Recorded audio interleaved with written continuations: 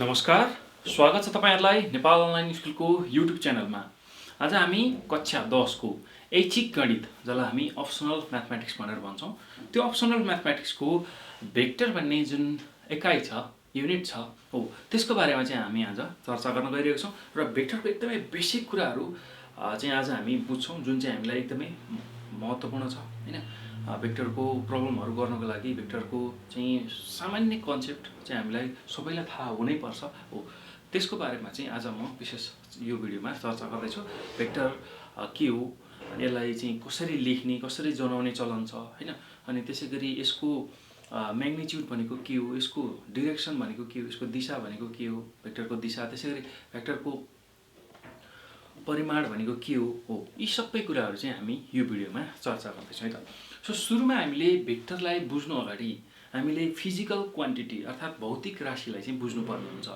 र भौतिक राशि भनेको त्यस्तो खालको राशि जसलाई चाहिँ हामीले नाप्न सक्छौं, अर्थात नाप्न सक्ने खालको चाहिँ राशिलाई हामी भौतिक राशि भनेर भन्छौं, फिजिकल क्वान्टिटी भनेर भन्छौं। जस्तै कि तौल, हैन, त्यसैगरी चाहिँ समय लगायत दूरी, वेग, यी सबै कुराहरु चाहिँ हामीले नाप्न मिल्छ, हैन। सो नाप्न मिल्ने राशिलाई हामी भौतिक राशि भनेर भन्छौं। ज्ञान, हैन, घनत्व, बल, दूरी, तौल, उचाइ, यी सबै कुराहरु चाहिँ के अन्तर्गत पर्छ भन्दाखेरि भौतिक राशि अन्तर्गत पर्छ। र यही भौतिक राशिलाई पनि हामीले दुई थरीमा विभाजन गर्न सक्छौं, एउटा स्केलर, अर्को भेक्टर, है त। स्केलर भनेको चाहिँ त्यस्तो खालको चाहिँ भौतिक राशि, हैन। सो त्यसलाई चाहिँ हामीले अब भौतिक राशिकै रूपमा पनि लिन सक्छौं र जसलाई चाहिँ हामीले जसको मानलाई चाहिँ संख्या र एकाइमा व्यक्त गर्न सक्छौं, हैन। सो एउटा कुनै सर्टेन भ्यालुलाई चाहिँ हामीले संख्या अथवा एकाइ अर्थात मानको रूपमा व्यक्त गर्न सक्छौं, हैन। र म्याग्निट्युड भनेर भन्छौं यसलाई, मानलाई, हैन। सो म्याग्निट्युड मात्र अर्थात एउटा सर्टेन भ्यालु मात्रमा त्यसलाई एक्सप्रेस गर्न सकियो, कुनै पनि चाहिँ फिजिकल क्वान्टिटीलाई, भौतिक राशिलाई हामीले मानको रूपमा मात्रै अर्थात संख्याको रूपमा मात्रै व्यक्त गर्न सक्यौं भने त्यसलाई चाहिँ के भन्छौं, स्केलर भनेर भन्छौं। यदि स्केलर भनेर भन्छौं भने भेक्टर भनेको चाहिँ खासमा मान सँगसँगै अब यसको म्याग्निट्युड सँगसँगै डाइरेक्सन पनि भएको है, मान सँगसँगै डाइरेक्सन पनि भएको जुन क्वान्टिटी छ, फिजिकल क्वान्टिटी छ, अर्थात भौतिक राशि छ, त्यसलाई चाहिँ हामी के भनेर भन्छौं भन्दाखेरि भेक्टर भनेर भन्छौं। सर्टेन भ्यालु पनि छ र एउटा दिशा पनि छ। जस्तै कि अब यसलाई बुझौं, जस्तै कि दूरी भन्ने बित्तिकै एउटा निश्चित चाहिँ दूरी भन्ने बित्तिकै एउटा निश्चित चाहिँ मिटर होला, सेन्टिमिटर होला, किलोमिटर होला, हैन। तर यो गति भन्दै छ, हैन। सो भेलोसिटी भनेपछि एउटा निश्चित दिशातर्फ मात्रै चाहिँ हामी अगाडि बढेको हुनुपर्छ, हैन। एउटा डिस्प्लेसमेन्ट गराएर एउटा ठाउँबाट विस्थापित भएर अर्को ठाउँमा हामी पुगेको हुनुपर्छ, एक ठाउँबाट विस्थापित भएर अर्को ठाउँमा चाहिँ पुगेको हुनुपर्छ र त्यहाँ एउटा निश्चित दिशा हुन्छ, एउटा निश्चित बाटो हुन्छ, निश्चित चाहिँ डाइरेक्सन हुन्छ, हैन, दिशा हुन्छ।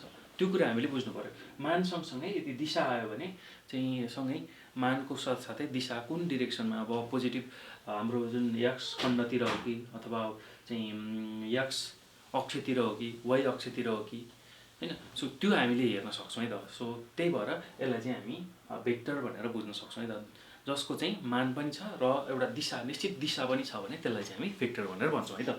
सो यो कुरा हामीले बुझिसकेपछि अब भेक्टरलाई चाहिँ हामीले कसरी लेख्छौं, कसरी जनाउँछौं भनेर हामीले बुझ्नु पर्यो है त।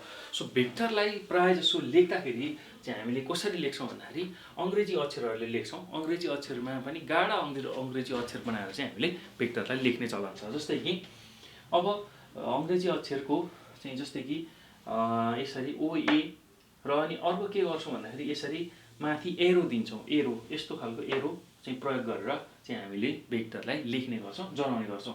अब कसरी चाहिँ यसलाई बुझ्ने अझै सजिलो तरिकाले भन्दाखेरि मानिलियौ कुनै एउटा चाहिँ यो 00 भन्ने चाहिँ एउटा सुरुको बिन्दु छ, जसलाई हामी चाहिँ ओरिजिन पनि भनेर भन्छौं, हैन। सो उद्गम बिन्दु भनेर भन्छौं।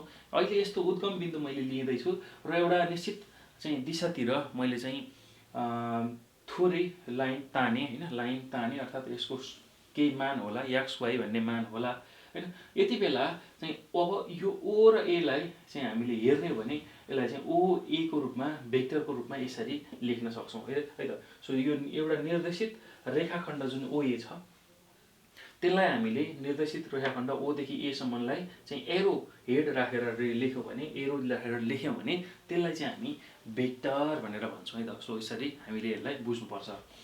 एउटा निर्देशित रेखाखण्ड छ हैन OA भन्ने O देखि A सम्म।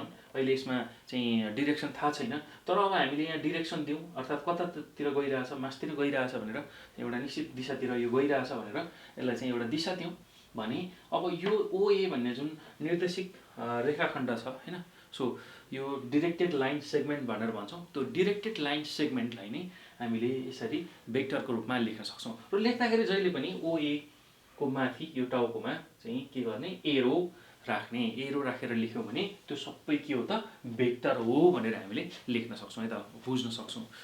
सो जहिले पनि यसरी एरो आयो हैन, एरो आएर लेख्यो भने चाहिँ त्यसलाई हामी के भनेर भन्छौं भन्दाखेरि भेक्टर भनेर भन्छौं। हेर्नुस् त यसरी एरो राखेर हामीले लेख्यौं भने माथि एरो राखेर लेख्यौं भने त्यसलाई हामी भेक्टर भनेर बुझ्छौं है त। सो यसरी चाहिँ भेक्टरलाई हामीले चाहिँ जनाउन सक्छौं।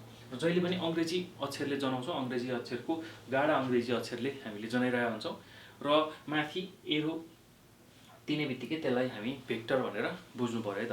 अनि अर्को कुरा भनेको अब यो भेक्टरलाई, यो भेक्टरको विभिन्न फर्म छ हैन, यो भेक्टरलाई चाहिँ हामीले एउटा पंक्ति र लहरमा चाहिँ लेख्न सक्छौं। जस्तै कि OA भेक्टर भन्ने चाहिँ भेक्टरलाई हामीले पंक्ति, यो पंक्ति र यो लहरमा चाहिँ लेख्न सक्छौं। यसरी लेख्यौं, तेर्सो लेखौं भने त्यो के हुन्छ पंक्ति हुन्छ, रोमा लेख्न सकिन्छ हैन, रो भन्छौं यसलाई। र यसरी ठाडो लेख्यौं भने त्यसलाई चाहिँ हामी के भन्छौं कोलम भनेर भन्छौं अर्थात् लहर भनेर भन्छौं। यसरी चाहिँ भेक्टरलाई लेख्न सकिन्छ है त। पंक्तिमा पनि लेख्न सकिन्छ, लहरमा पनि हामीले लेख्न सकिन्छ। अब अर्को कुरा के छ भन्दाखेरि जुन यो x भन्ने छ हैन, सो यो y भन्ने छ, यो चाहिँ x खण्ड र y खण्डको रूपमा हामीले यसलाई बुझ्न सक्छौं है त। सो x कम्पोनेन्ट र y कम्पोनेन्ट भनेर बुझ्छौं। x को भ्यालुलाई हामी x कम्पोनेन्ट र y को भ्यालुलाई चाहिँ y कम्पोनेन्ट है त। सो अब मानिलियौ यो x1 y1 यहाँ छ भने x1 y1 भनेको यो x1 भनेको x खण्ड पो र y1 भनेको y तिरको खण्ड पो। x तिर कति गयो, y तिर कति गयो। जस्तै कि म चाहिँ यहाँबाट हैन, सो एउटा यो बिन्दुबाट चाहिँ यहाँसम्म पुग्नु पर्यो भने म यहाँदेखि यहाँसम्म कति पुगेँ र यहाँदेखि यहाँसम्म कति पुगेँ भन्ने कुरा हेर्ने हो नि त हामीले खासमा। यहाँदेखि यहाँसम्म पुग्नु पर्यो भने म यसरी यता पहिला x तिर मुभ गर्छु, x तिर जान्छु र अनि y तिर जान्छु है त। सो अब यसरी चाहिँ हामीले के गर्छौं भन्दाखेरि यो x खण्ड र y खण्डलाई चाहिँ छुट्याउन सक्छौं। x खण्ड र y खण्ड भनेर बुझ्न सक्छौं है त। सो यसरी हामीले यसलाई बुझ्न सक्छौं। र अब यस्तो छ x खण्ड र y खण्डलाई हामीले चाहिँ अब यही पंक्ति र लहरमा पनि लेख्न सक्छौं। x खण्ड र y खण्ड यदि चाहिँ p भन्ने पोइन्ट अथवा चाहिँ कोअर्डिनेट चाहिँ x1 y1 छ र q भन्ने चाहिँ कोअर्डिनेट x2 y2 छ भने त्यति बेला pq भेक्टर भनेको चाहिँ यो x खण्ड माथि y खण्ड तल यसरी चाहिँ हामीले घटाएर लेख्छौं। x2 - x1 र y2 - y1 गरेर लेख्छौं है। सो यो चाहिँ हामीलाई प्रयोग हुन्छ एकदमै म्याक्सिमम। हामीले x खण्ड र y खण्डको भ्यालु निकाल्नको लागि यो चाहिँ प्रयोग गर्छौं, यो फर्मुला प्रयोग गर्छौं, यो सूत्र प्रयोग गर्छौं। किनभने हामीसँग दुईवटा छ पोइन्ट p देखि यहाँ p देखि q सम्मको चाहिँ दुईटा पोइन्ट छ र अब कति दूरीमा हो, कति चाहिँ त्यसको चाहिँ दूरी हो हैन, कति चाहिँ त्यसको चाहिँ परिमाण हो, म्याग्निट्युड हो र त्यस कति चाहिँ त्यसको चाहिँ भ्यालु हो भनेर पत्ता लगाउनु पर्यो भने हामीले के गर्छौं भन्दाखेरि x2 - x1 अर्थात् x खण्डलाई एक ठाउँमा र y खण्डलाई अर्को ठाउँमा राख्छौं। x खण्ड को चाहिँ अब यसरी लेख्दाखेरि x2 - y1 र y2 - y1 लेख्न सक्छौं। यो चाहिँ हामीले यसरी लहरमा लेख्यौं र पंक्तिमा पनि हामीले यसरी लेख्न सक्छौं x खण्ड र y खण्ड भनेर है त। सो यति कुरा चाहिँ हामीले बेसिक कुरा जान्न पर्यो। अब यो पछि भेक्टरको म्याग्निट्युड र भेक्टरको डाइरेक्सनको बारेमा हामी चर्चा गरौँ है त। सो भेक्टरको म्याग्निट्युड भनेको भेक्टरको परिमाण हो अर्थात् सर्टेन भ्यालु हो हैन। सो यसलाई सिधा रूपमा बुझ्दाखेरि भेक्टरको सर्टेन एउटा चाहिँ भ्यालु हो अथवा चाहिँ यसलाई अझै क्लियरली कसरी पनि बुझ्न सकिन्छ भन्दाखेरि कुनै भेक्टर जनाउने निर्देशित रेखाखण्डको लम्बाइ नै उक्त भेक्टरको परिमाण हो भनेर हामीले बुझ्नुपर्ने हुन्छ। जस्तै कि एउटा कुनै एउटा भेक्टर छ, जस्तै कि यहाँदेखि यहाँसम्मको मैले एउटा भेक्टर लिएँ हैन। सो यो भेक्टर छ, यहाँ x1 y1 छ अनि यहाँ x2 y2 छ,